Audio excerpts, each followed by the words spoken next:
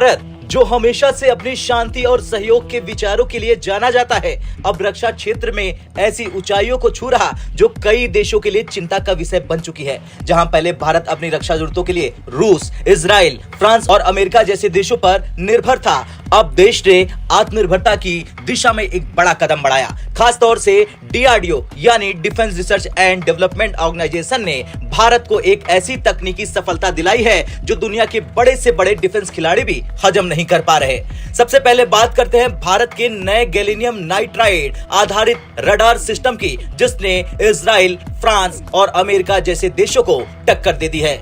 DRDO द्वारा विकसित किया गया ये फायर कंट्रोल रडार सिस्टम न सिर्फ भारत की जरूरतों को पूरा करेगा, बल्कि ये हर तरह के इलेक्ट्रॉनिक युद्ध के वातावरण में भी काम करने की अद्वितीय क्षमता रखता है। इस तकनीक की सबसे बड़ी खूबी यह है कि ये कम पावर में भी अधिक प्रदर्शन कर सकता है, जिससे भारतीय फाइटर जेट्स की ताकत कई गुना बढ़ जाएगी। भारत ने अपने नए रडार सिस्टम को तेजस MK2 जैसे स्वदेशी फाइटर जेट में तो इस्तेमाल करने की योजना बनाई है, लेकिन इस तकनीक का एक और बड़ा प्रयोग राफेल फाइटर जेट में करने की तैयारी थी। हालांकि जब भारत ने अपने राफेल फाइटर जेट्स में ये गैलियम नाइट्राइड आधारित रडार सिस्टम लगाने का प्रस्ताव रखा, तो फ्रांस ने इसे मानने से मना कर दिया। रडार सिस्टम की सफलता के बाद अब भारत ने एक और ऐतिहासिक कदम उठाया, दुनिया का पहला रैमजेट राउंड्स बनाने की दिशा में।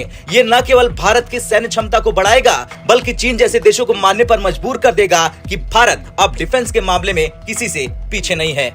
रैमजेट राउंड्स का एक उन्नत प्रक्षेपास्त्र प्रणाली है जो इसे ज्यादा गति और दूरी तक मार करने में सक्षम बनाती है। ये राउंड्स पारंपरिक गोला बारूद की तुलना में अधिक शक्ति और सटीकता से अपने लक्ष्य को भेद सकती है। ये तकनीक भारत को न केवल आधुनिक युद्ध में बढ़त दिलाएगी, बल्कि ये साबित करेगी कि अब भारत किसी दूसरे देश पर निर्भर नहीं है। चीन जो हमेशा से अपनी सैन्य क्षमता के लिए जाना जाता है, अब भारत के इस नए रैमजेट राउंड से चिंतित हो सकता है। ये तकनीक न केवल चीन के हथियार प्रणाली को चुनौती देगी, बल्कि ये भी साबित करेगी कि भारत की रक्षा प्रणाली अब किसी अन्य देश की मोहताज नहीं है। खैर, भारत का ये नया रडार सिस्टम और रैमजेट्स राउंड निश्चित ही देश की सुरक्षा को अगले स्तर तक ले जाएगी, और वो दिन दूर नहीं जब भारत की रक्षा प्रणाली की तकनीकी क्षमता दुनिया के किसी भी सुपर पावर से कम नहीं होगी। आपका क्या कुछ कहना है डीआरडीओ की सफलता को लेकर? कमेंट कर जरूर बताएं।